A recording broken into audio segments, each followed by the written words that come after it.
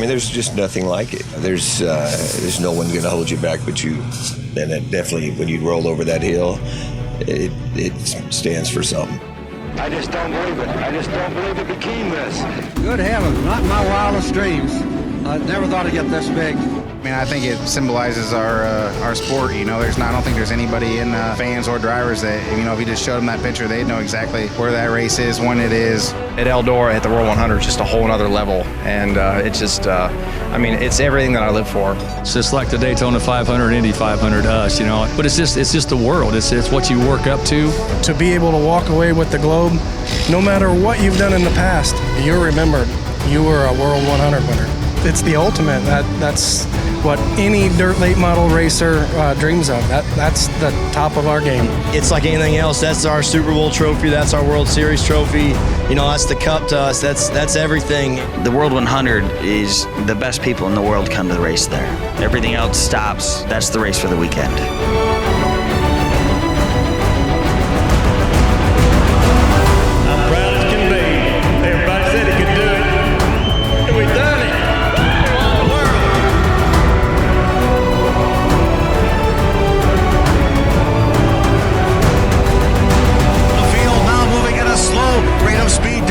They won't start till they reach the white line in turn 4. Everyone begins to anticipate. The crowd standing in the turns. The light bulbs are flashing. The drivers ready their pace. And we're racing here at Eldora.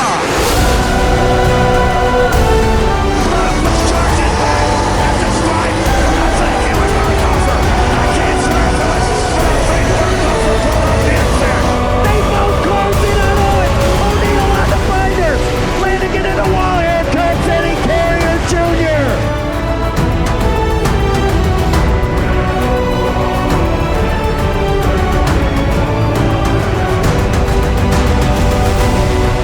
So it's Manwermer off the wall again. Out of fourth, sideways contact. Manwermer the leader. Man back to second. Here comes Skid Rocket and Pearson Jr. Still today, when you roll in there, you just know it's on.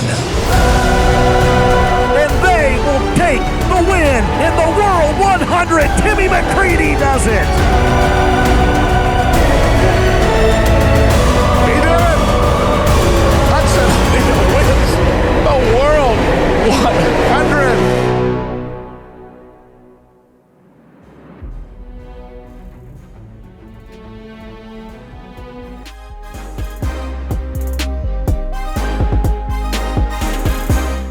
Stoke that kind of emotion, this one does. Certainly none more for a late model group of loving folks like we have here at FloRacing and DirtOnDirt.com as I get ready to personally embark on my 32nd consecutive year attending the Grandaddy of them all, the one and only World 100. Thank you to our great Tim Truex who put that piece together. I think, what was that, Derek? A couple years ago, Game of Globes, I think Tim put that piece together. That's a hype reel from a few years ago that he's added the Hudson O'Neal piece to the end of it. I want to say it was like 2021 or 2022. Yeah, maybe. It's a great video. Gets you hyped for the Granddaddy of them all, the World 100, for all the marbles for the big-time trophy this weekend. Can't wait for it.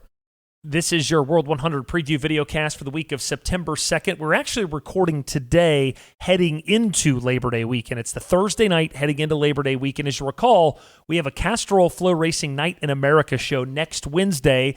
It makes the timeline a little bit tighter to be able to pull things off on recording this video cast.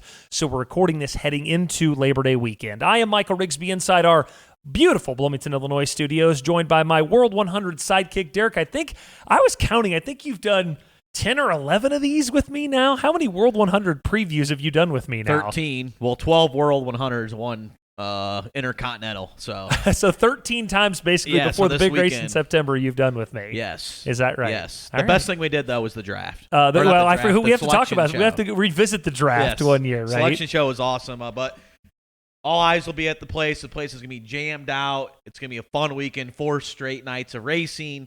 little bit different twist and turns though for this weekend. Speaking of turns, we have a special guest in studio with us, right? The It's not often that we are graced by the company of the greatest intern in the history of Dirt on Dirt and Flow Racing. Ladies and gentlemen, welcome back Michael Turn Reiners You to can take produce him off the milk for us carton this weekend. He's not missing Turn, anymore. actually, quick critique, Turn. I actually think Derek's mic's a little low. If you can check that during the next. You don't think so? I think Derek's mic's a little low. Check. I just wanted to. Sounds great in my ear. Okay, just wanted to give that a check real quick. Okay, Turn, how does it feel to be back in the production seat? And it was the first time in like 3 years you've been down here. I am super rusty. I'm not gonna lie to you. This half hour leading up has been a struggle. I've been hitting the wrong buttons, doing stuff wrong, so it's probably I'm gonna screw up. Like, that's a guarantee. No, you got so this. far. Again, just check Derek's mic for me. I think that's a little low. But Turn, thank you back for being in the studio. We appreciate it so much.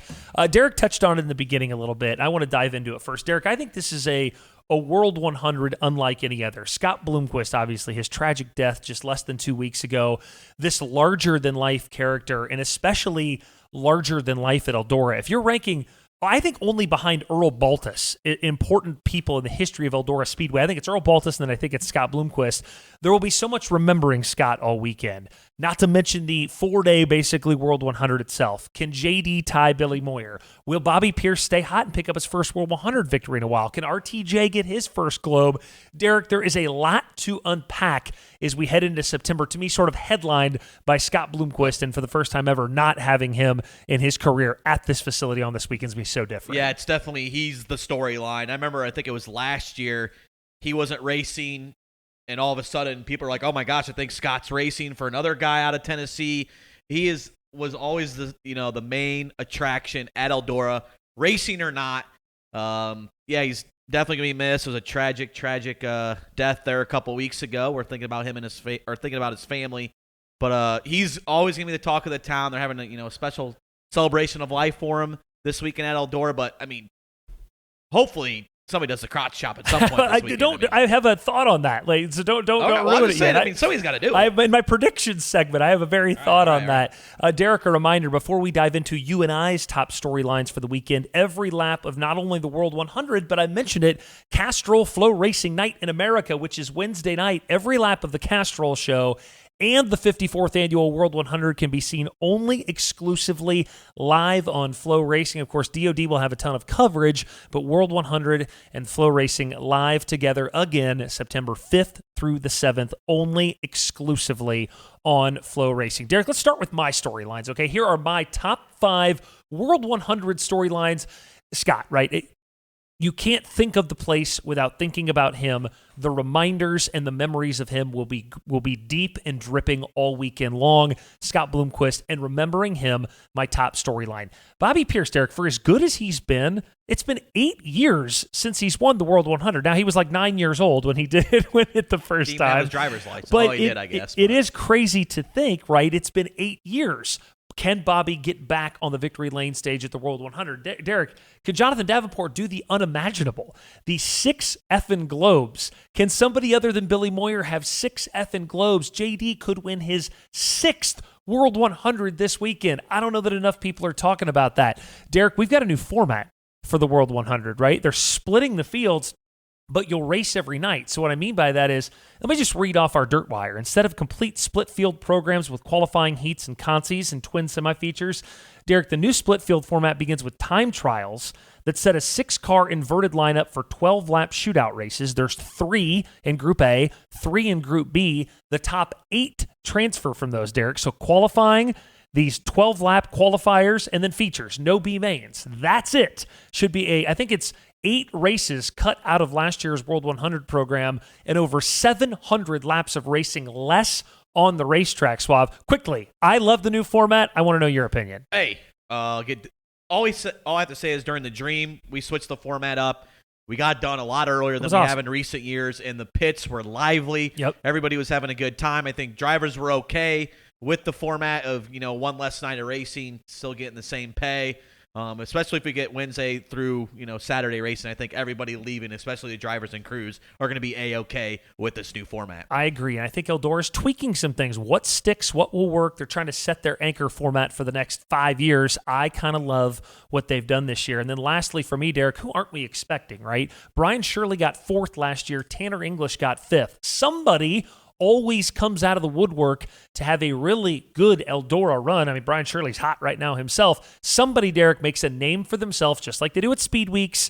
Every year at the World 100, somebody's going to have their moment at Eldora. What are your top 5 storylines, Suave? Yeah, I got a few of them here as turn rolls up. But, of course, we got to start with Scott Bloomquist, just Eldora after his death.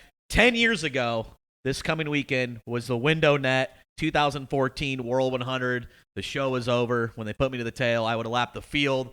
We're just going to be we're going to miss those legendary, iconic quotes from the man from Mooresburg, Tennessee. So definitely going to be thinking about Scott Bloomquist. And this one, I don't know what's going on, but the rumor mill churning for 2025. Early, right? Yeah. I mean, new drivers switching chassis, new house car drivers. I can't confirm or deny any of those, but it's just crazy to think about where it's September at the World 100 when all these talks of going to the biggest race weekend of guys that possibly could win the World 100 might not be in that ride next year, which would be crazy to think about. So we'll keep an eye on that. I'm sure we'll hear more rumors here in the next couple of months and different things like that. And then, of course, Brian Shirley's resurgence. Obviously, the favorite from the lane of Lincoln will be Bobby Pierce, but the last 5 starts for the Squirrel in the World of Outlaws, he has 3 wins and 5 straight top 3 finishes in that new Longhorn. He's looking solid. And then I think Moran's a top 3 favorite going into this weekend. I think this kid has gotten better and better. He got the prelim win at the Dream to end the Moran curse. I think he's going to be one of the heavy hitters going into this weekend. And Georgia's Eldora dominance. Yeah, this is crazy. When you told me this stat, this is nuts. Not counting the dirt track, but just the main Eldora attractions, the dream in the world, the state of Georgia, the Peach State, has won 11 of the last 13 Eldora major events, counting the Intercontinental and the Stream. Overton, it was Tim McCreadie. JD. Yeah, Overton and JD just keep winning. Yeah, They're right, dominant. right. But McCreadie won the 19 Stream, or the 2020 Stream, excuse me. And then, of course, Hudson O'Neal won last year. But those 2 drivers are dominant. Georgia just loves the World 100 and Eldora Speedway. You have Clayton, of course, is one, and then Dale McDowell. Yeah, that's great. When you threw me that stat, that was great. That's how Derek and I see it laying out. So let's hear it now from our group of experts. As for the 18th year in a row, we turn to our Eldora Media Roundtable, where our coverage team shakes things down, how we see our Super Bowl developing at the World 100. We lead off, as we always do, with Ben Sheldon. Ben, I'm starting all of you with a Bloomquist Eldora question, so just all of you lock in for that. I said this on the tribute show that we did a couple of weeks ago. It's just flat out going to be different there without Scott Bloomquist, isn't it? It can literally never be the same without 0 and 18 there. I just start with that, Ben. I think you probably feel the same way I do. I mean, the world figuratively and literally always moves on, but this just hits different. When I think of Eldora, it's always been Scott Bloomquist who first came to mind. If when a book is written about him, a dozen chapters could be just about his Eldora escapades. I mean, hell, maybe a whole book could just be about Eldora and him, because so many things have happened. Even on the years where Scott wasn't racing there, you still thought ahead to a point in time when he would return and what he might be able to do, because he was extraordinary. I think that's stating it mildly. And there's no doubt an empty feeling as we head to Eldora to the world, and no, we will never see Scott Bloomquist there racing it there again. It just hurts, man. Ben, outside of Scott, size up the World 100 for me. What do you see? Take the Bloomquist piece out of the equation. Just, hey, looking at the World 100, what do you see? Well, you guys touched on the format. I see a new format where the staff at Eldora is walking the fragile line of not changing too much with our sport's biggest race, while simultaneously evolving the event to stay with the times. Personally, I really like the new format because it gives racers a chance to race every night. We heard at the Dream they didn't like night racing every night. It gives fans a chance to see their favorite racer every night. We heard fans say they didn't like that. While at the same time, as you talked about, saving laps on the track and allowing the show to be done earlier so that post-race concerts, parties, etc. can be held. We'll see how it all plays out, but for me, I give the Big E a big thumbs up for working hard to maximize the entire World 100 experience. Next, I consistently see Bobby Pierce head and shoulders above everybody else in our sport right now. Sure, some other guys break through with some wins, but it seems like Bobby's playing a different game right now. And, with that said, from second on back to say 20th or so in the driver rankings, I think maybe we have some of the best parity we've seen in a while. From guys getting on heaters to ride changes to chassis changes, there's as many nightly top 5 contenders as I think our sport's seen in at least a few years. And last but not least, as we head into the World 100, I think we're riding a wave of elevated interest in dirt late model racing from that perspective, from a perspective that we've been missing for a few years. There's storylines galore, and because of that, there's a can't wait to see what happens next mentality that's almost unbelievable anymore, that's generated a proverbial buzz as we roll into Eldora.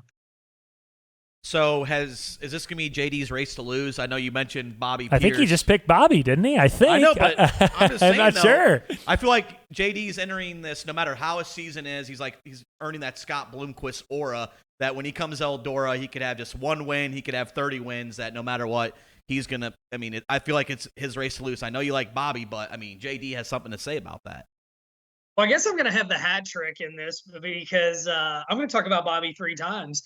Davenport has been that good there, but let's look, as many things as could go wrong to Bobby at the Dream, he was still a factor. He was still in the mix.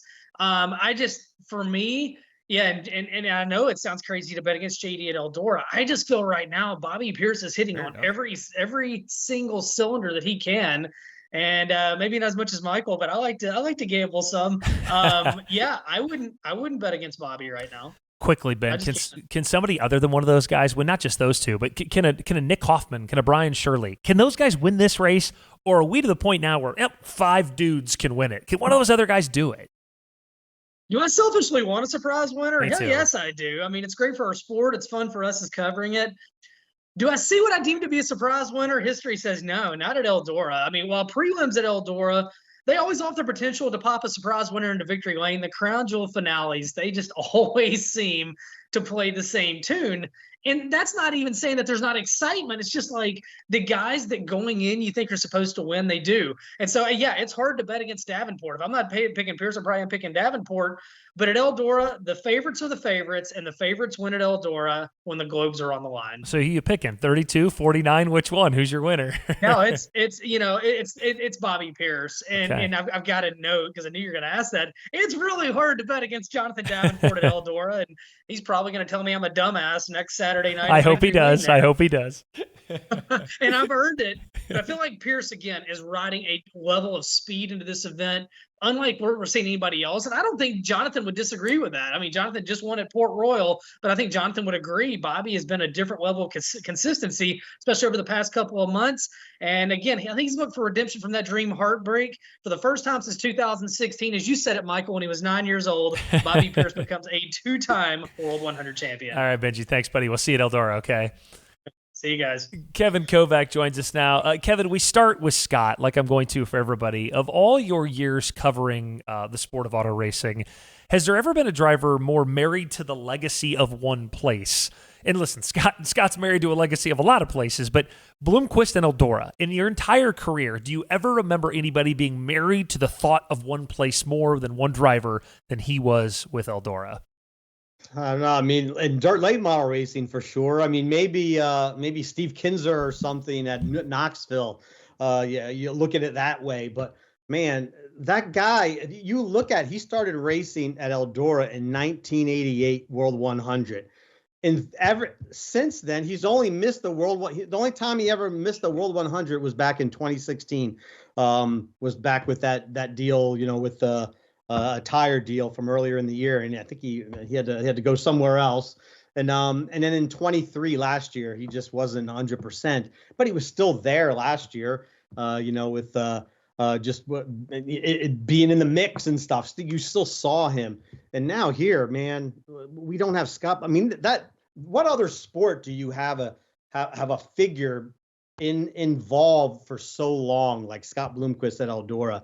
You just don't see that. Careers don't last that long in other sports, and here he's there for more than 3 decades. It just feels right seeing Scott Bloomquist pulling off some kind of crazy move, doing something, forgetting to getting there late, everyone always has their eyes on Scott Bloomquist there, and here he is not being able to race, because we don't have him anymore.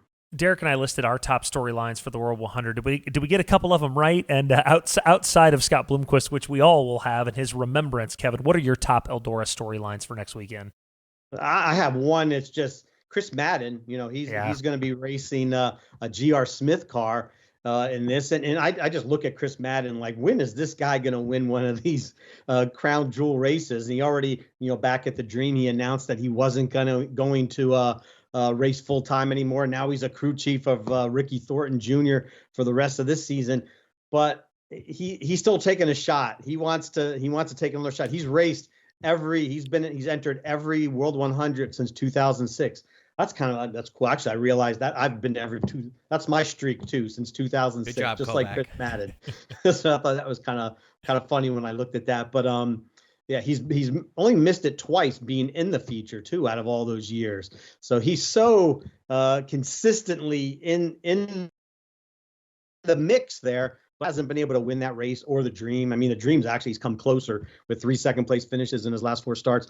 But I think a storyline is, can Chris Madden, who hasn't raced lately as much as he would normally be racing going into the World 100, what's he have in him jumping into a GR Smith car to go run for the World 100? Can he pull it off? Maybe this is the year finally that he gets a little karma on his side.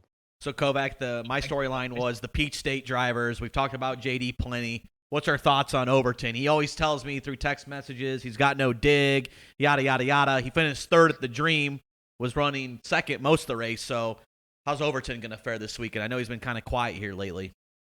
That's a good question. Actually, I had him marked down as a note. So this is actually, I'm giving you an early note here on Brandon Overton. Wow. Remember, he ran really well at the Dream. That was a brand new car he brought out, brand new Infiniti car. Then he ended up racing. He thought that he wouldn't even race that the rest of the year. He did. And then he ended up, that's the car that he rolled over back at Wythe in the Southern Nationals race in mid-July, if you remember that. Yep. Pretty much wrote that one off, he says. So he's going to be coming with another car. He's not coming with that proving car that he ran so well at the Dream with. He also said he hasn't run well since that car was put out to pasture because of the crash. So he's hoping, brings the new car out at the World, maybe he can recapture what he had at the Dream, which is like he says, the last time he felt like he was really, really good. Since this accident. So let's keep an eye on Overton. Kovac, I know you'll have a couple notes. What are your pre-World 100 notes that you've got? Yeah. Well, one, Kent Robinson, he's I saw that this year. Yeah, he's going to be running a Chad Stapleton car at the World. So he loves Eldora. He always loves to be there. So it'll be good to see K-Rob in the field. Since he doesn't have his family-owned deal anymore, it'll be cool to see him there. And I have a note here that I kind of just looked at when I looked at last year. Hudson O'Neal wins the World, first time for the Rocket1 team, and kind of looked back and seen how many times has a driver won the World 100 and then returned the next year with a different race team. I'm not talking just different crew, different chassis. A whole different race team like Hudson is going to be. He's defending his World 100 title with, the Todd Burns team, SSI Motorsports, and he's not coming back with the team he won it with. And it hasn't really happened too much in the history of the World 100. The defending champions usually are back with the same team. Like it did happen back in 2017-18. Jonathan Davenport won in 17 with GR Smith's car, and then the next year he came back his first year with the Double L, Lance Landers team. But before that, I'm going back in time here. I can't. You have to probably go back into the early. Maybe I think Billy Moyer, 1998. He won in GVS. I don't believe he was with and I have to look. Ask Todd. Maybe Michael, you probably know too. He was not with GVS in 99. Not in the GVS car the next year. So that's 3 times in the last 25 years that a driver doesn't return, defending champion doesn't return with the same team. Before I That's ask a note Kovac for his there. winner, those are the notes. Those are the notes people are paying for right Yes. there. Okay, those are deep pulls by Kevin Kovac. That is well done, Kovac. Very well done. Who is your winner? Who's your winner of the 54th annual World's 100? Bobby Pierce is a really good pick. I feel like he's going to be really. He has everything going for him. But man, I'm going with the little sentimental pick here. That is just going to be the karma is going to be on his side, and it's going to be Dale McDowell. He has that Team Zero car. He's from the Team Zero shop there, the Scott Bloomquist shop. That car's coming out of that Shane McDowell deal there. He's always close to, he's always a contender at Eldora, obviously. And this year, it'll just mean something special. There's going to be something special happening in the air. Everybody will be thinking about Scott Bloomquist, and the closest connection to Scott Bloomquist, one of his race cars, a car that comes out of his shop, wins the World 100. Thanks, Kevin. We'll see you at Eldora, buddy. All right, see ya. Up next is DJ Dustin Jarrett, who's in a library at Ohio Northern University right now, Suave. You don't see a lot of our guests. Is that an ADA? It might be an ADA. We'll have DJ. DJ, you've been in the tower for many of Scott's biggest moments at Eldora. As you sit down behind the mic this week, how different for you is it going to feel with Zero not pulling out on that track? I have to imagine pretty different. Yeah, it is. You're right. It's going to be a lot different. Yes, by the way, Ada, Ohio. I'm full dad mode here with the Ada soccer shirt on, watching Chaser play soccer today. But it's going to be incredibly different for the moments, right? I mean, man, I mean, we live for those moments when the Zero pulled out on the racetrack, guys. You didn't know what was going to happen. Light at the scales and window net, upside down. So many things. And the fact that it's done now. There's not going to be any more of those moments. There's not going to be any more no green light. There's not going to be any more of that stuff. It sucks. I mean, it really and truly sucks. And fully candid here, I don't know that it's truly sunk in with me yet. I mean, I've thought about it a lot as I've worked on my announcing notes leading up to this, but I think it's really going to set in once we actually get there and get on the grounds. And look, we've had events, as Kevin mentioned, we've had events without the Zero there before, but knowing that car is never going to pull back through the gate again, it's I don't know. It's going to be a tough weekend to get through for sure. DJ, when you were a younger man, and we are getting older now, when someone would have told you, hey, someone's going to tie Billy Moyer's record for 6 World 100 wins, that someone is not going to be Scott Bloomquist, A, would you have believed him? And B, let's try to put some perspective on if Jonathan Davenport wins his 6th World 100, he's tied with Billy Moyer for Globe trophies. I weirdly think enough people aren't talking about that yet going into this weekend. Absolutely. And let's not forget that Davenport will do it in a 10-year time frame right? I mean, Moyer won 5 of them over a 10-year time frame and then got that 6th one, it was, I think 10 or 11 years later. So to do it in that compact of a time frame it's incredible. It really and truly is.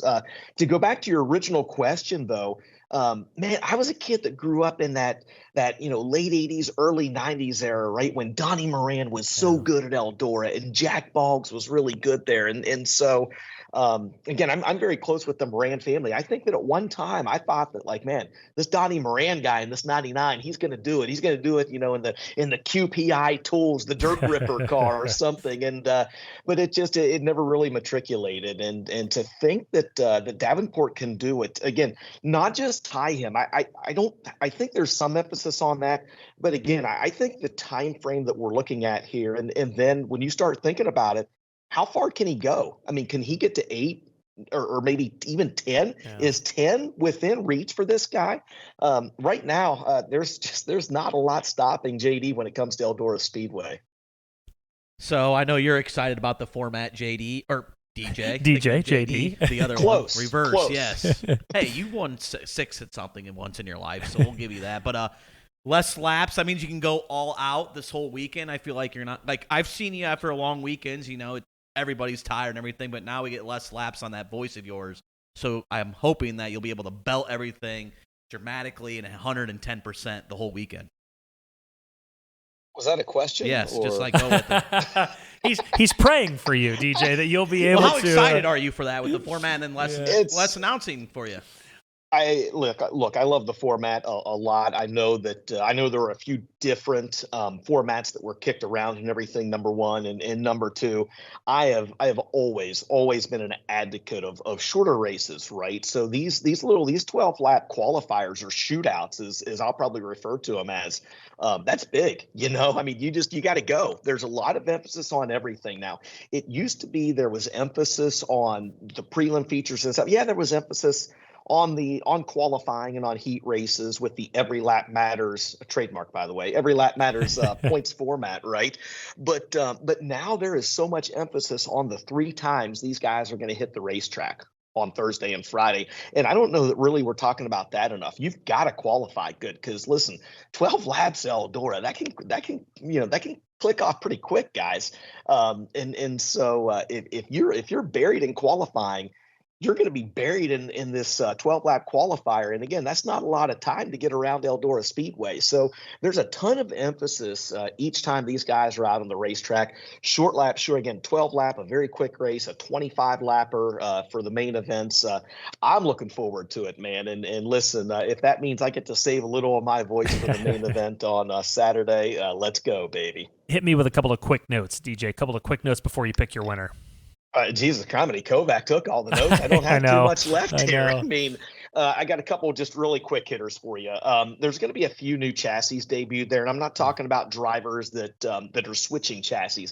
I think more so this year than ever. I think we're going to see guys debuting brand new race cars, right? Brand new Longhorns, brand new XR 1.2s, brand new Infinity by Wells, whatever it is, right? A car that, other than maybe a few laps of practice, has never seen the track before, and so that's something to keep our eyes on. The second thing that I'm going to keep our eyes on as well is only one time in the last 20 years has a guy led all 100 laps on Saturday night. So just because someone is starting up front like JD did back at the Dream doesn't mean they're going to go out there and dominate this thing. So once in the last 20 years has a guy led all 100 laps. That ironically was Jonathan Davenport back in 2017.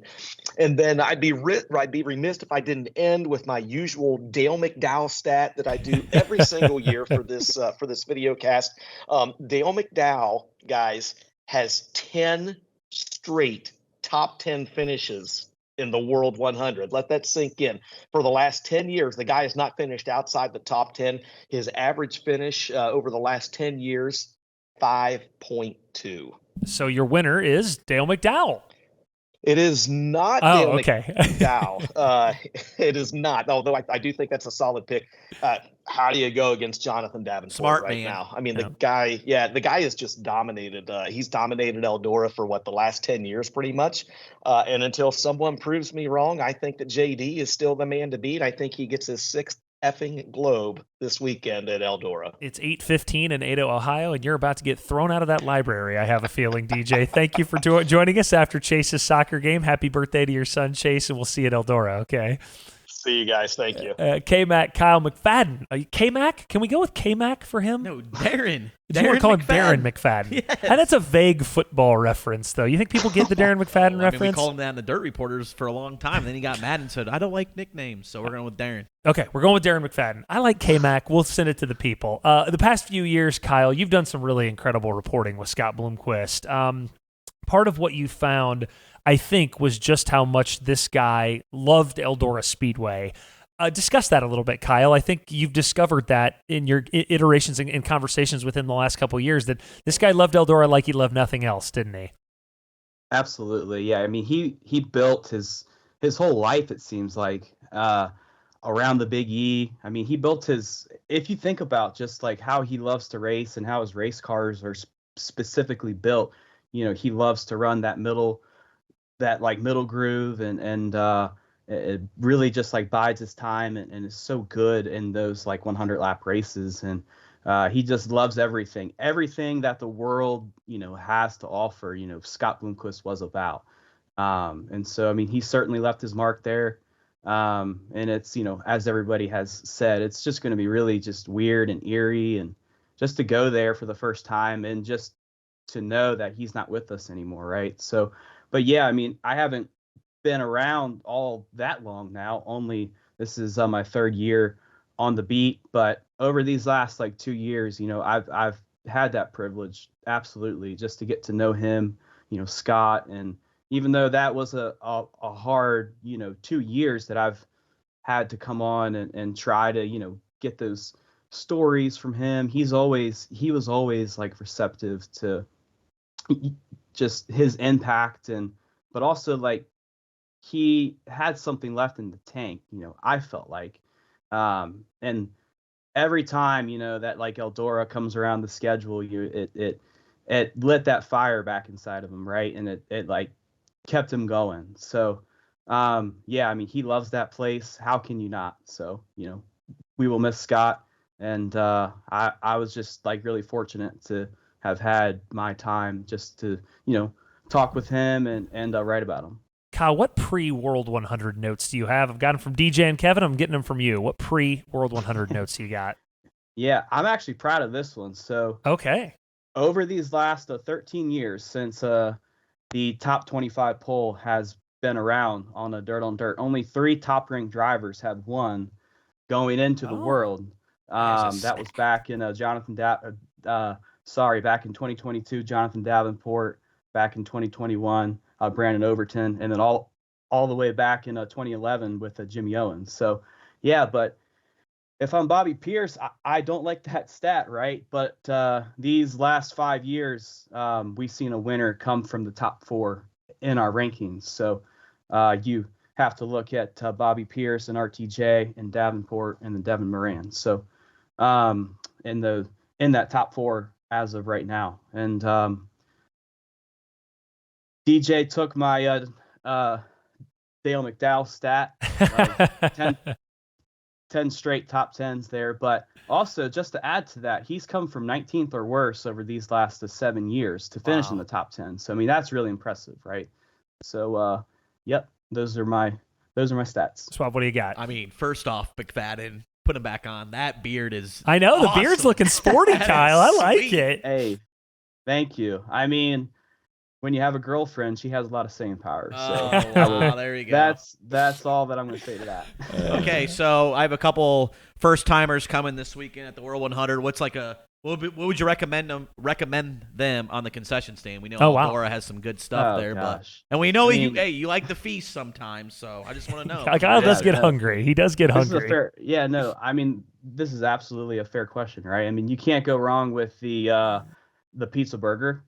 I actually don't think I've had just like anything else on the menu outside of the pizza burger. Is that right? You've never had a cheese ball, a chicken strip, a wing? Every time, I mean, it's just like I don't feel the need to have anything else there. I feel like that, wholly satisfies you, the pizza burger. So I've normally you get one question. Would you like a follow-up question to that? I like it. Pizza burger it is. Pizza burger or die. So. Okay, Kyle, we'll move right on to your winner of the World 100. Who you got?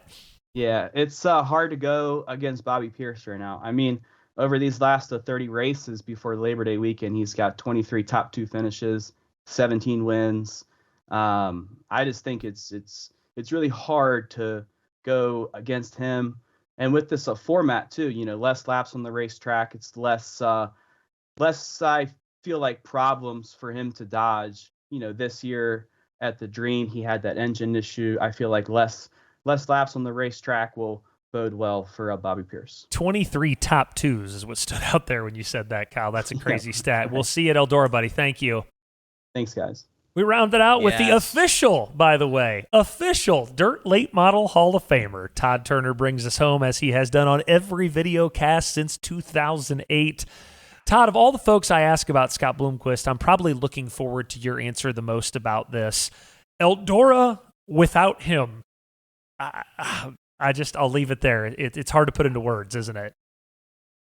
Yeah, I think everyone will obviously be trying to come to terms with that. As kind of a historian or a history type guy, I kind of fast forward to 15 or 20 or 25 years from now and think about newish people rolling into Eldora and looking up at that name of Scott Bloomquist and kind of see him as a ghost from the past, kind of the way we see some of those guys from the 70s.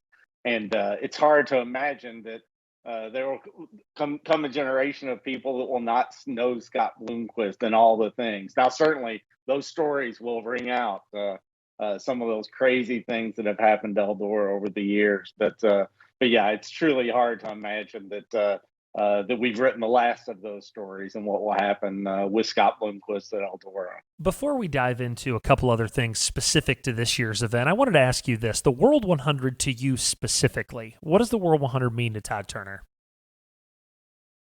I love that it's still the biggest event, you know. Even though Eldora has competitive events, there's obviously lots of other events, and we've really ramped up the purses in recent years. But through all that, the World 100 shines as the race everybody wants to win. And you know, it's one of the few races when you're writing about somebody, you'll say they're a two-time World 100 winner or whatever like that. You know, that's always something everybody knows. You know, you don't have to explain it or say where it was or anything like that.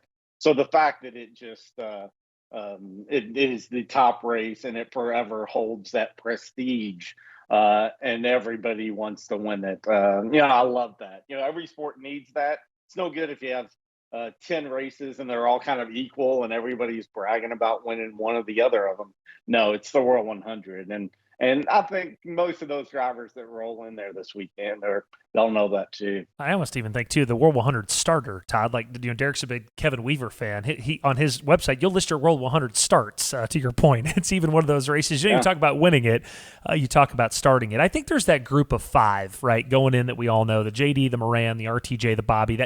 That group of 4 or 5 guys. Who's the next group? That's tier 1. If we're doing a fantasy draft, that's tier 1.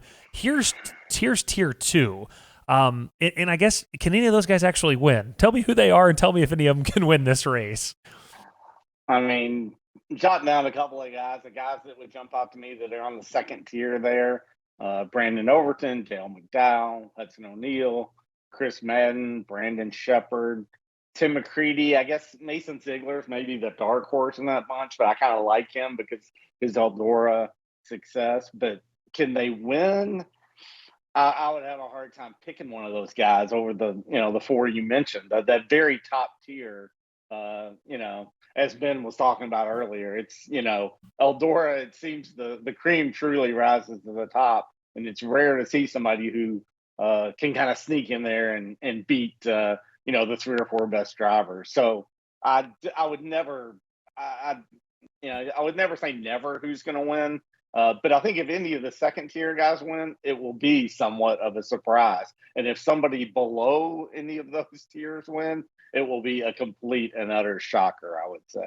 So in honor of Bloomquist, I know that there'll be some like voodoo magic or something. Just his aura will be there throughout the weekend. What's more likely to happen this weekend? A Berkey-like slider for the win, a Heat 5 fiasco, no green light, a Fry Bloomquist incident on the front stretch, a first-time winner, or he goes to the tail and comes back and wins. What's more likely to happen out of those scenarios in honor of Bloomquist this weekend? And he's done all of those things, yes, right? That's all what of I'm saying. Like, out of those like 6 things, what's more likely to happen? That's a good one.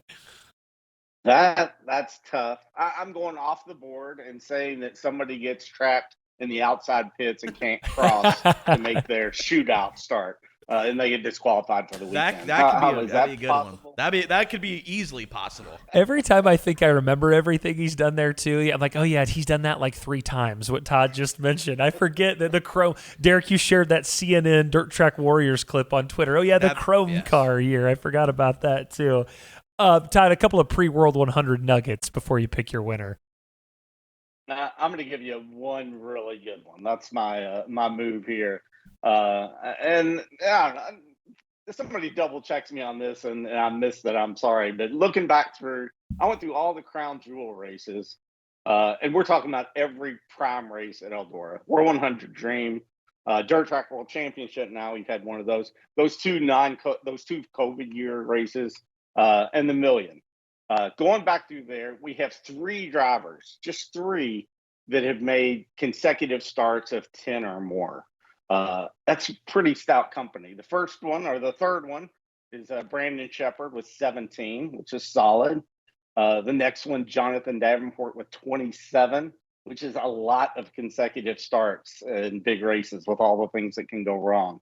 And then the first one, and DJ will love this, is of course Dale McDowell with 37 consecutive big race starts. Going back to 2008, he's never missed any of these big races at Eldora, which is kind of stunning and hard to believe, considering that only 3 guys have done 10 better than 10. So pretty, Mark, pencil those guys in on the starting lineup for Saturday night. Those are Hall of Fame numbers right there. That guy. That Todd, are you a proud dad right now? All of the notes were very good. Of course, yours was the best at the end. Do you feel like a proud dad? The notes, you're the boss of all those guys. You did really well. They did good, Todd. You should be proud. I know going last, you got to bring them because they're coming up with some good ones on the way. Todd, who wins the 54th World 100? I like Jonathan Davenport. I dearly hope it's a crazy showdown between him and Pierce all weekend long, or in the last laps of the finale on Saturday. But Jonathan Davenport, until somebody beats him, he's the guy. Todd, thanks so much, buddy. We appreciate it. Thank you. Well, We will take our first commercial break. More Scott Bloomquist talk, and Tim McCreadie joins us on the other side as he's starting to get that rocket house car pointed in the right direction. You're watching our World 100 preview show. We are back after this.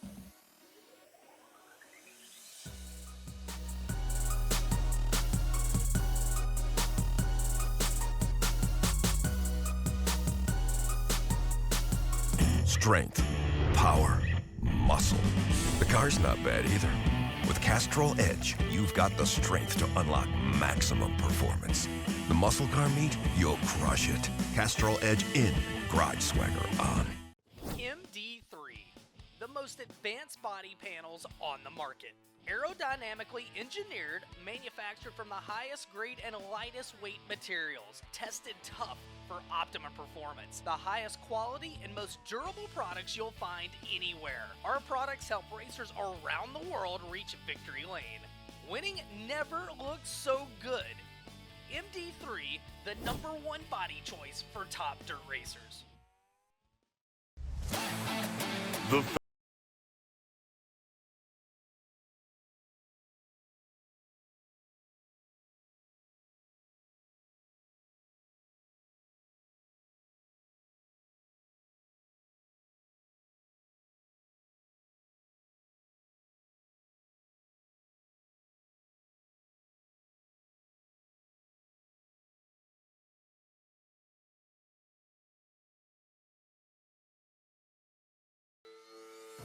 Every weekend, it seems like we're at a racetrack somewhere. So we're living it, we're doing it. And I think it helps us relate whenever they call. If they need more grip or they need more turn, we do it all the time. All of the fixtures we do, from our steering dyno to our rear end straightening jig, it's the same fixtures, same tools that we would build a rear end housing that's going to run a NASCAR race as we do a rack or a steering box to go on a street stock. We treat them all the same way because, they deserve the same quality. Everybody does.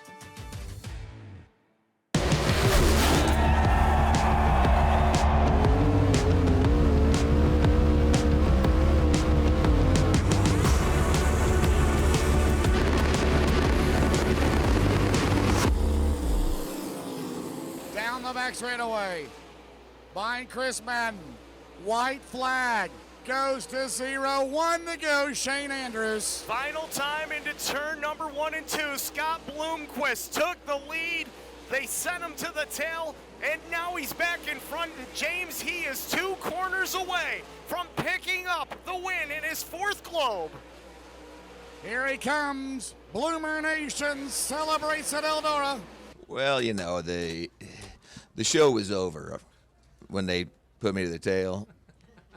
I would have lapped the field. That's what would have happened, and that would have been entertaining, but nothing like that was it. I think everyone got to see just a classic.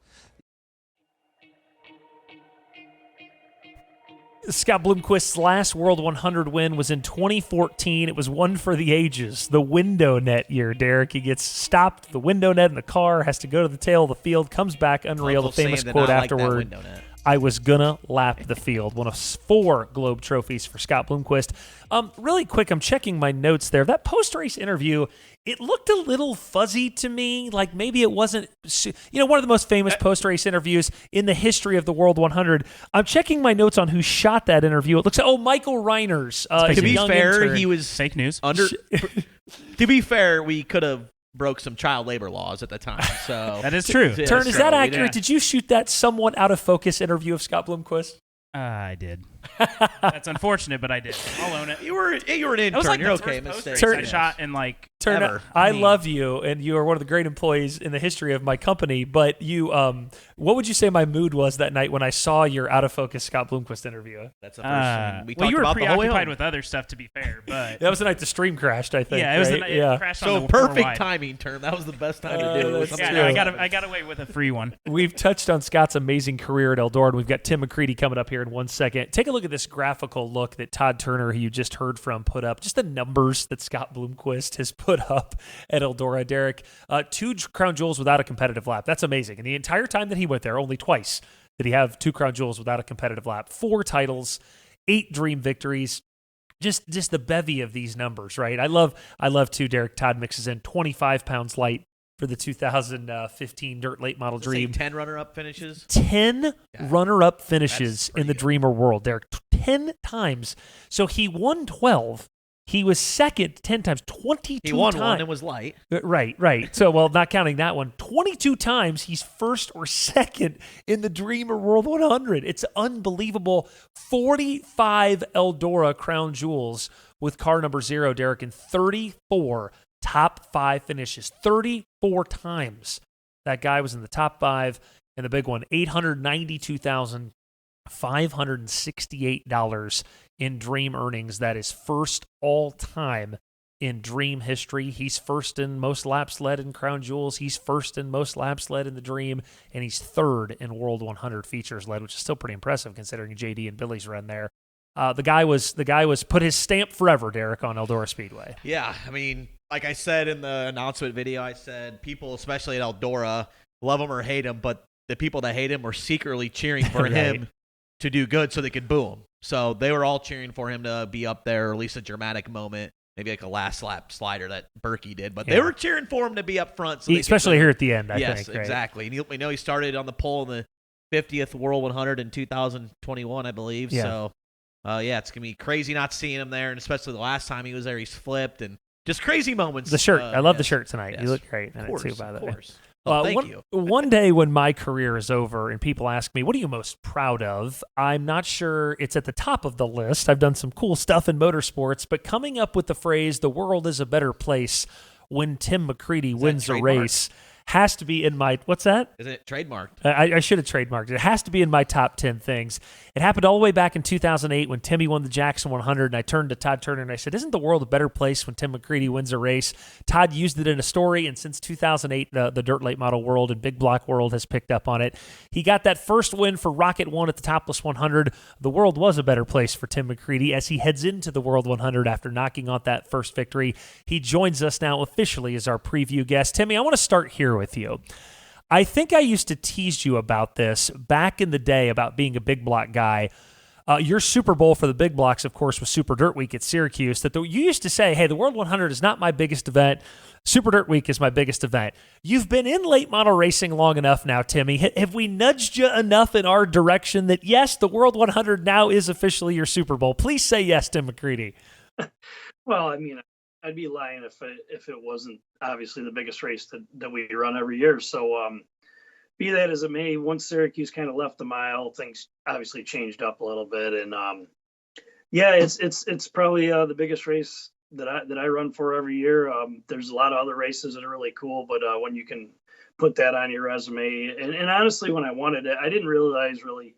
It's not that I didn't realize how big it is, because I've been there and I've seen it, and I've seen the stuff that happens. But when you're not going to victory lane, we're worried about leaving and how we can get out of there and where we're going next and stuff like that, and try not to dwell on anything good or too good or too bad at that place, because it can break your heart. So when I finally won, it was amazing to me to see kind of the whole just in the awe of the whole thing, and just everything that happened after the next week and that night, and you know, sometimes you don't really know what you have until you do it. So we were lucky to do it that year, and hopefully we can back it up again this season.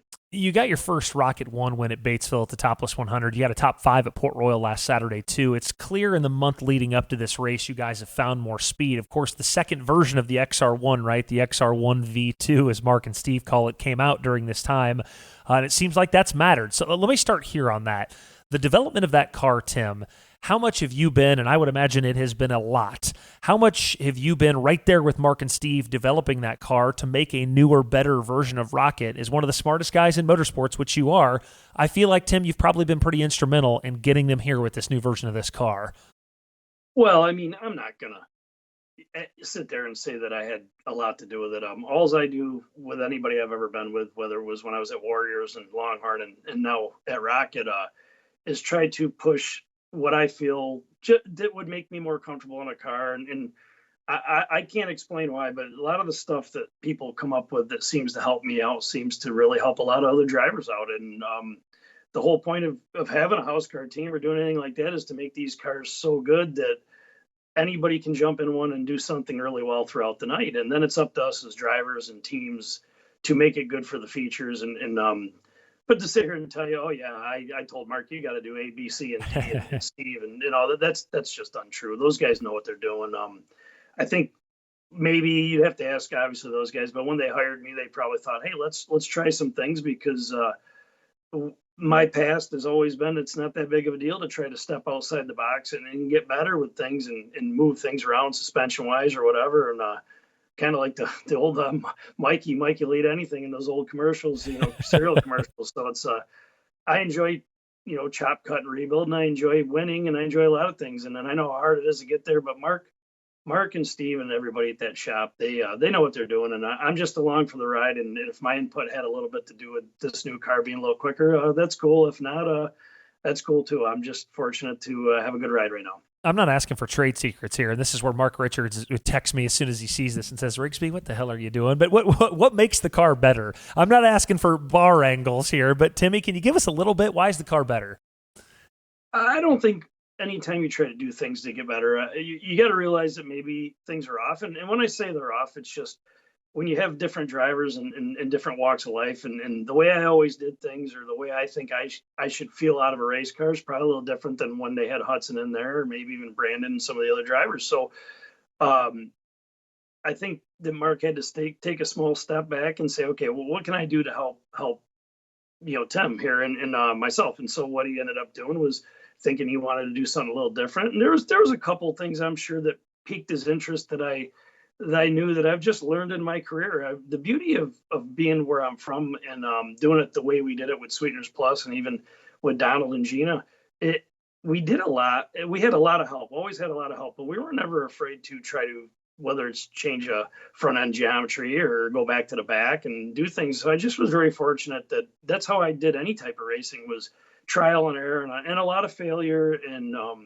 I'm sure Mark looked at all that and he thought, hey, let's try to do this. And he's done a great job. This new car, the old car, the other cars were really good. It's just some of it was just, I think, lack of time on the track and a lot of rainouts. And I mean, I know people are like, "Oh, you went 3-4 months without winning," and I'm like, "Yeah, we went a month and a half where we didn't race at all, pretty much because of the rainouts." So it's just one of those things. It's real hard to switch teams mid-season and guarantee success, especially when you're changing everything I've ever done before, which is the chassis, the shock brand, the engine combination. We pretty much, the only thing I didn't change was myself. So, and I thank all the guys, obviously, Danny, Austin, and Joel, and Mark, and Steve Baker, and everybody at that Rocket have put their faith in me, and they've got a real good piece. It's going to do a lot for a lot of people, and hopefully we can ride the wave as long as we can. T-Mac, we obviously lost the legend a couple weeks ago. It'll be the first race at Eldora without Scott Bloomquist. You've been racing there for a long time. You've seen all the shenanigans and chaos that's come along with Scott Bloomquist, but how much of an empty feeling on the driver's perspective is it that we're not going to have Scott there this weekend?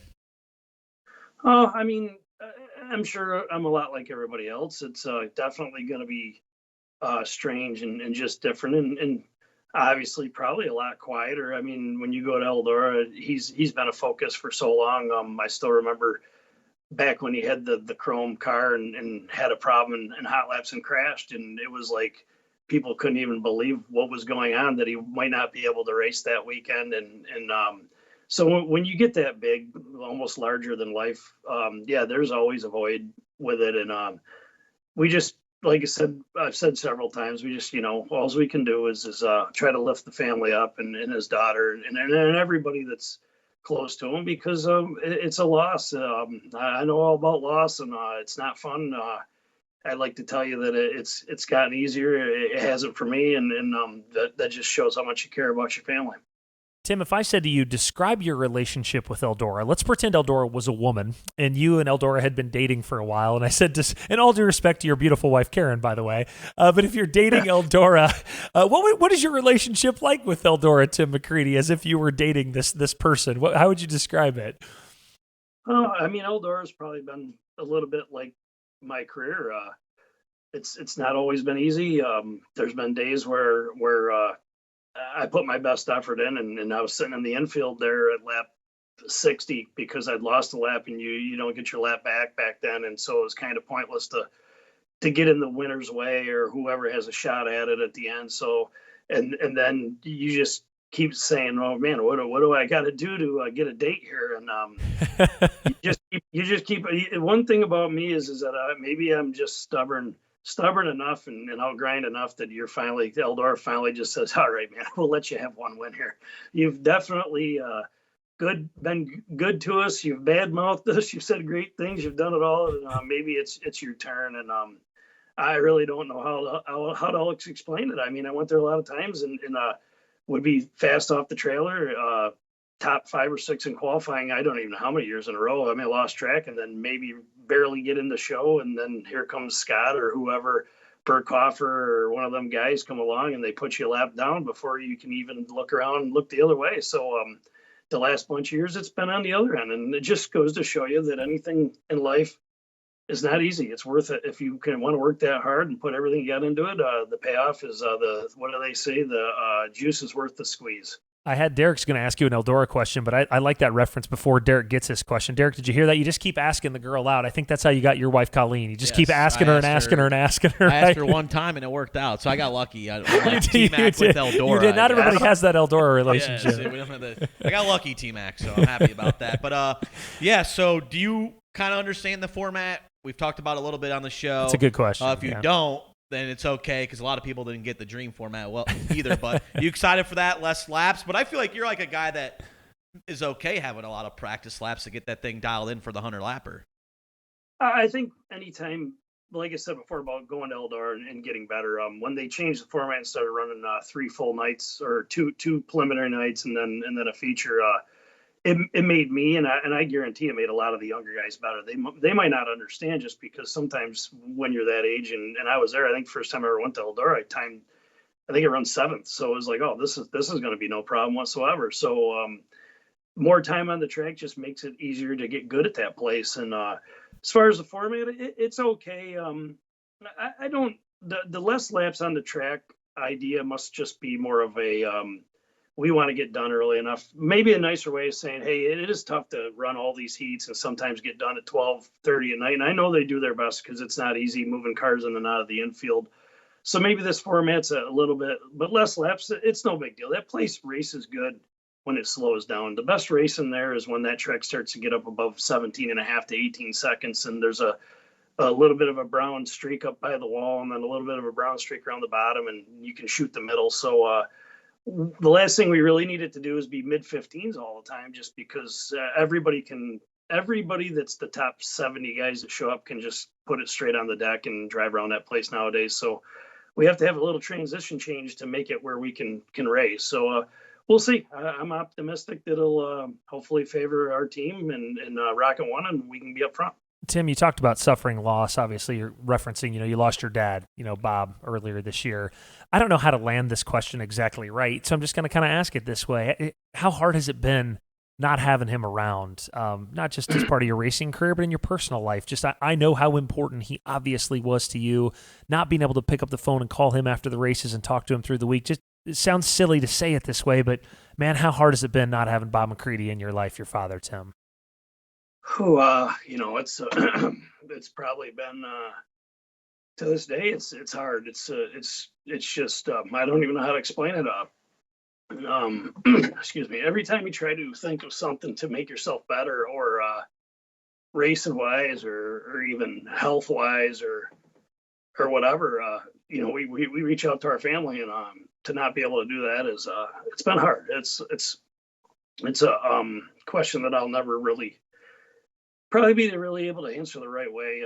Like I said, I got great family though. I mean, I have a mother that's still here, and brother and sister, and obviously my wife and my kids and all their kids. So I wish there was something I could say that could bring them back, but life's life, man. I mean, I've lived a long time. I'm 50 years old, man, and I should be ready for some of this, but you never are. If I needed anything in life, he was the guy. So I have struggles every day with it. Let's flip this to a positive note. Tim, you're 50, and I still have people that think you're like 33. You are just one of the more perpetually young. Was it the blonde hair when you were younger? Everybody, what is Tim McCreadie, like 37? I'm like, Timmy's 50 now. It's at least got to feel good to be one of those guys that people think is in their 30s their whole life, Tim.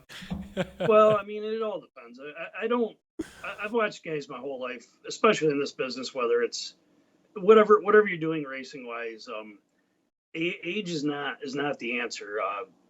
Being a certain age limit does not put you out to pasture. Being a certain age limit does not make a young guy does not make you automatically better. An old guy does not make you wiser, and vice versa. I've told a lot of people in the last few years that I watched Don O'Neill race as much as anybody, and if you didn't know his exact birthday, you would assume he was 22 years old till the day he walked out of the racing business. As far as driving these cars, he drove every bit as hard from the first time I ever met him 25 or 30 years ago to the last race he ever ran. So I feel like if you watch me right now, I drive every bit as hard as I always have. I don't do everything perfect, but I never have. So what you do is, if you're looking for good drivers, you take what you see great out of them, and you try to mold that into what you think your race team should be. And I feel like I'm every bit as good today as I was 10, 15 years ago. And so, age doesn't mean nothing to me. I mean, my health seems to be really good, and obviously my work ethic, and as far as driving this car, I put 100% into it or more every time I go on the track, and try to do my best for Mark and all the guys in Rocket1. Final question, and it's a perfect segue from where you just were with that answer. JD is closing in on his 6th World 100 title. I think, Scott and Billy are sort of recognized as the greatest late model drivers of all time. Some people might say JD could be creeping into 3rd. I want an honest, bare bones Tim McCreadie, no hold back answer here. When the dust settles on your career, I think you're firmly a top, 7 to 10 dirt late model driver of all time, if not higher. Am I right about that? And I don't want the, oh man, I don't know. I kind of want to hear you say, yeah, you're damn right, I'm a top 10 driver of all time. Do you think I'm right about that? Well, I mean, I'm not going to sit and tell you. I believe that I'm as good as anybody, and I've always believed that. As far as my ability might not be today to come back with a steering wheel and hand it to you. My ability is to diagnose this race car and try to help the teams that I'm with.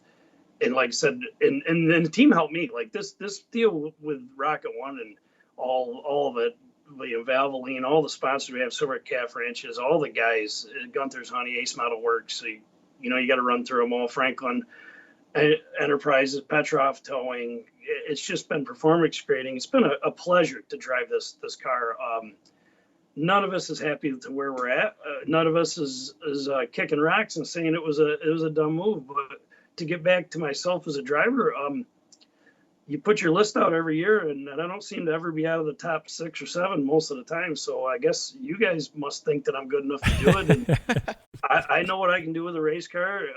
I know this. Sometimes when the car's terrible, I'm not going to show out and sell T-shirts. I'm going to give you something that's really good that you can go home to with a lot less work, with maybe one spot worse than I would have been if I handed you the steering wheel and we got everything broke too. So it's not always about showing out.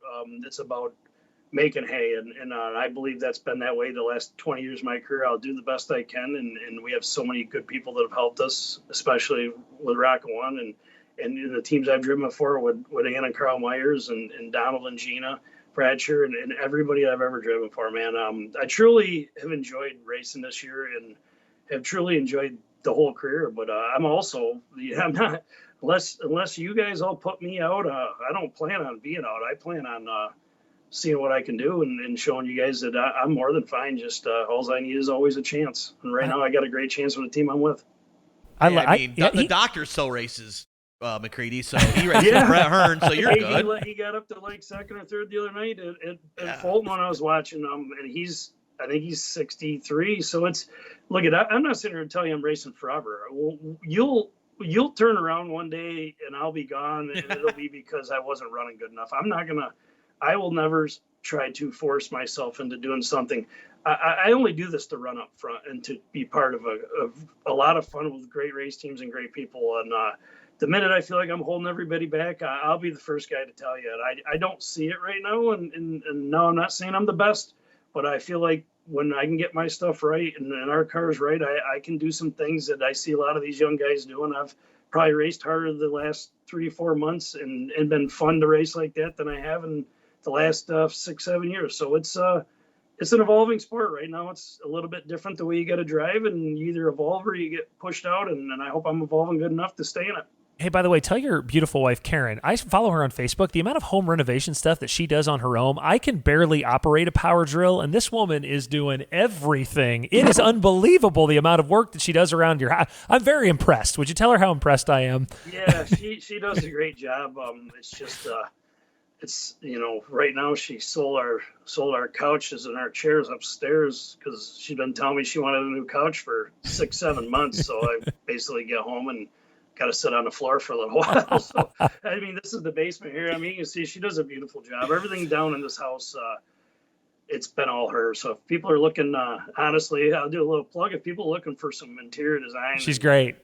She's amazing. I mean, she's done places all over the state here where she goes to the places and does a lot of the work herself. That's probably what I should be doing. I should be more focusing on her career and me lifting her up. But she's lifted me up, and my family's lifted me up for the last 14 years since we met, or 15 years since we met. So, and then they enjoy it. They're watching Flo and hanging out here in the basement and asking me a lot of crazy questions of why I'm not doing a good enough job some nights.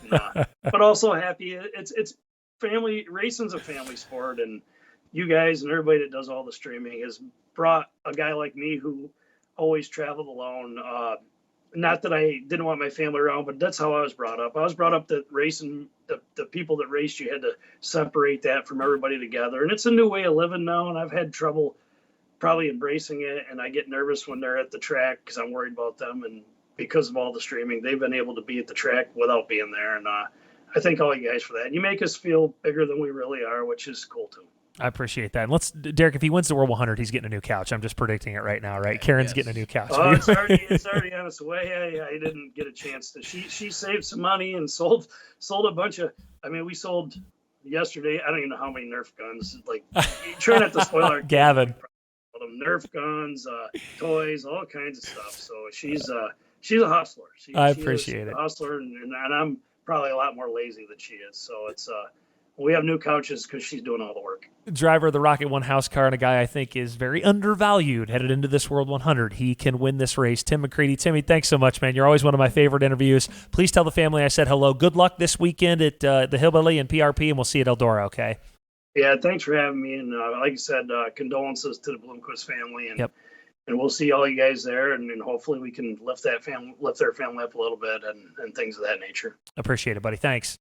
I mean, that question you asked about being a top late model driver all time, he's up there, but for dirt track oval racing. Oh, my Chili Bowl champion, big block champion, right? I mean, national champion. I mean, he's top he has 5 an Outlaws of the championship, a Lucas championship, overall. 100%. So, I mean, T-Max had a hell of a career.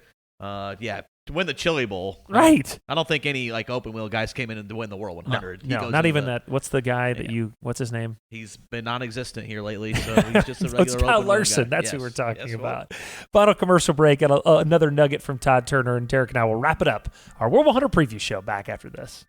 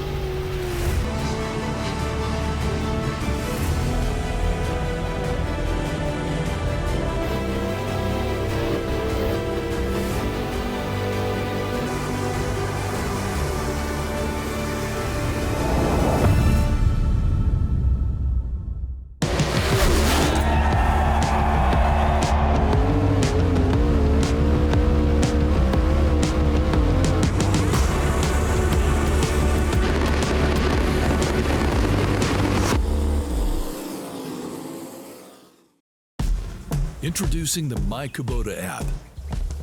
With My Kubota, connecting with your local dealer is easier than ever. Find them with just a tap and contact them quickly for any assistance you need. Access comprehensive resources like how-to guides, owner's manuals, fault codes, maintenance schedules, and more. Everything you need to keep your Kubota running smoothly. Download the app today. Race fans, Dirt Draft is your #1 fantasy racing app. Play along with hundreds of events each year featuring the biggest stars in series and racing. Draft your team each race night and compete against hundreds of fans across the country. Or start your private league to battle your friends for the ultimate bragging rights. Accumulate points each race night and cash those points in for top prizes from the biggest brands. Sign up today and learn more at dirtdraft.com or download in Google Play or the App Store. Dirt Draft, your fantasy racing edge. Looking for a competitive edge at the track? Trust Sweet Manufacturing for top-of-the-line steering components. Since 1978, we are proud to be employee-owned and carrying on the tradition of quality racing parts. Our state-of-the-art CNC machines allow us to craft the best possible parts for your race car. Don't settle for second best. Let us turn your wheels and choose Sweet Manufacturing for all your racing needs. Find your competitive edge at sweetmanufacturing.com. This 24-year-old driver out of Tennessee doing a fantastic job for his rookie race here at Eldora Speedway.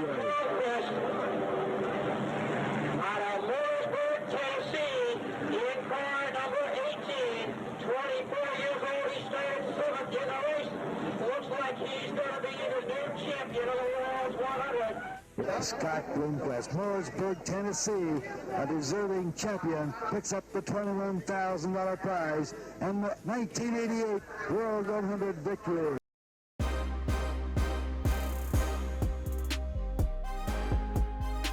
Derek, look at that guy. Just look. 24 years old when he won. When Scott Bloomquist showed up at Eldora for the first time in 1988, first time he'd never been there, it was like a tidal wave, right? This long-haired surfer from California takes the dirt late model world by storm, wins his first ever appearance at the World 100 in 1988.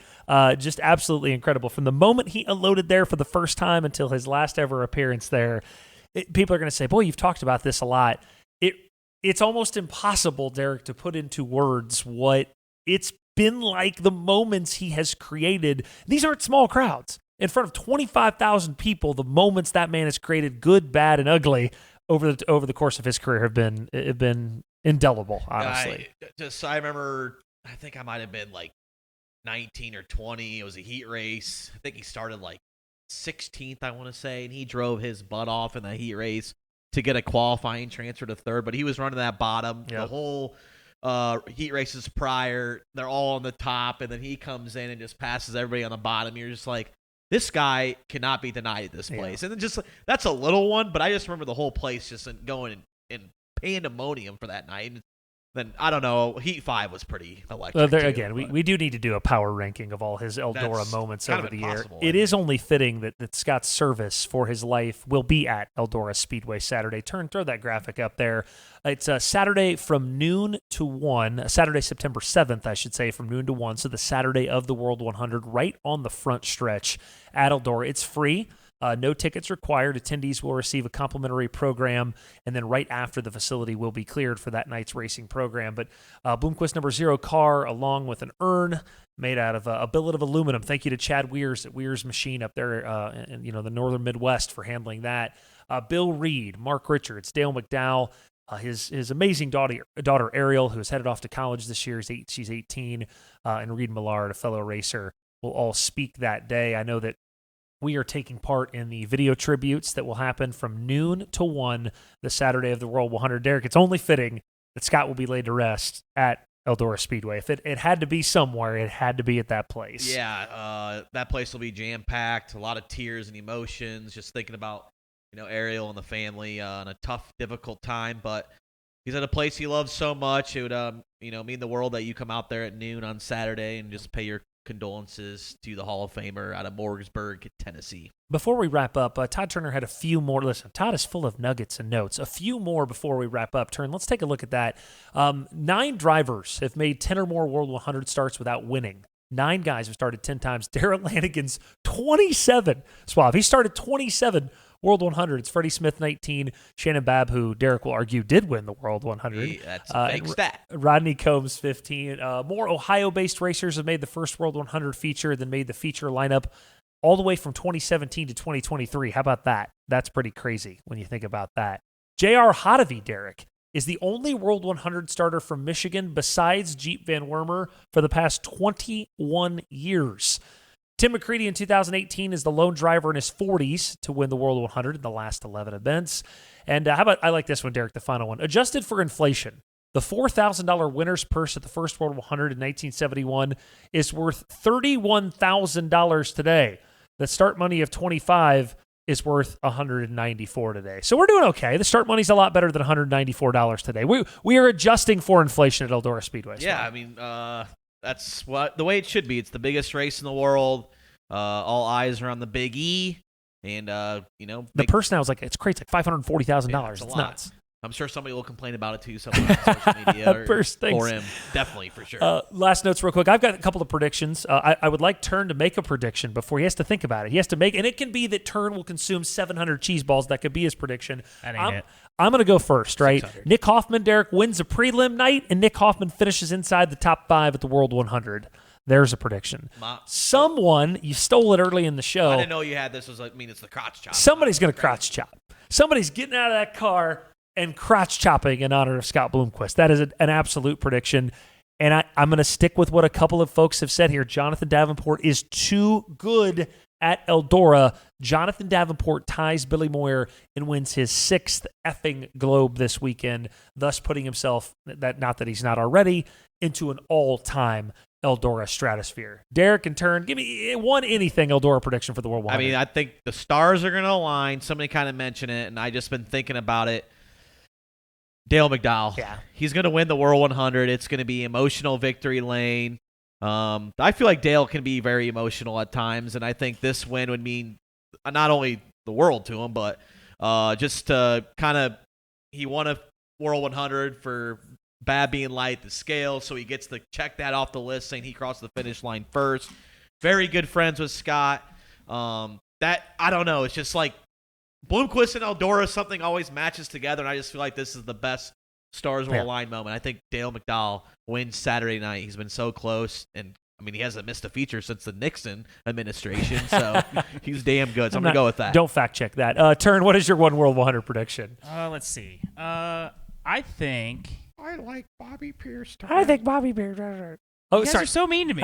You're so mean to me. We haven't had you in here forever. I hope you guys no.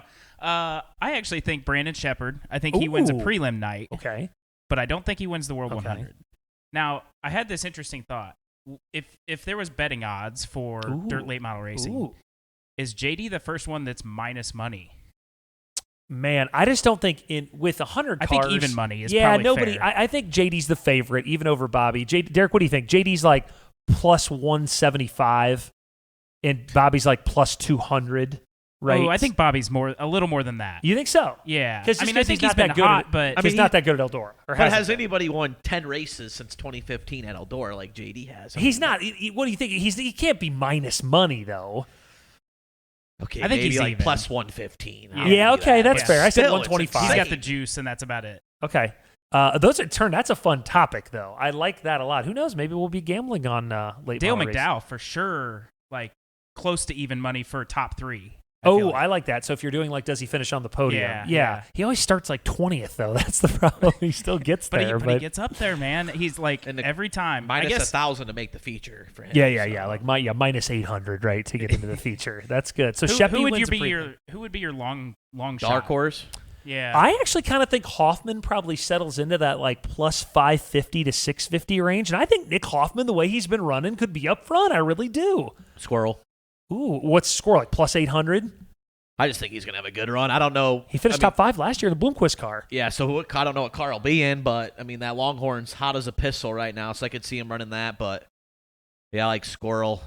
I would like that. He's not really a long shot, but I think Moran would be in that. Oh, God, people would plus go nuts. 500-800, somewhere in there. Maybe even a little less, right? 375, 400. He's a top 5 driver in the country. I don't know. NASCAR odds are long. Yeah, they are. What is a typical NASCAR odd on a Sunday for I feel like it's I don't know. I won $600 one time off Harvick, so that was sweet. Yeah. Turn, I have a letter grade for, Derek, I have a letter grade for Turn. I gave him a solid B- tonight. Hey, I'll take it. Is what I give him. Passing. Actually, I got to be honest. For being rusty, Turn, you did pretty damn good. We'll see. Solid. Turn, throw it up there one more time. Where can you watch the World 100 and Castrol FloRacing Night in America? Don't forget, Castrol show Wednesday, World 100 Thursday, Friday, Saturday. Only exclusively on FloRacing, September 5th, 6th, and 7th. And again, there are going to be 100 cars at Castrol FloRacing Night in America on Wednesday night. Going to be a lot of fun. Thank you to everybody, all of our media roundtable who joined us. Tim McCreadie, who sent me a text just now and said, I really enjoyed it. Thanks for having me on. Derek Kessinger, my guy for 13 years. Michael Reiners, it was good having Turn back in the studio. Thank you to everybody. Guys, it's the Grandaddy of them all, the 54th annual World 100. We have 4 massive days of coverage from Eldora. We will see you at the Big E.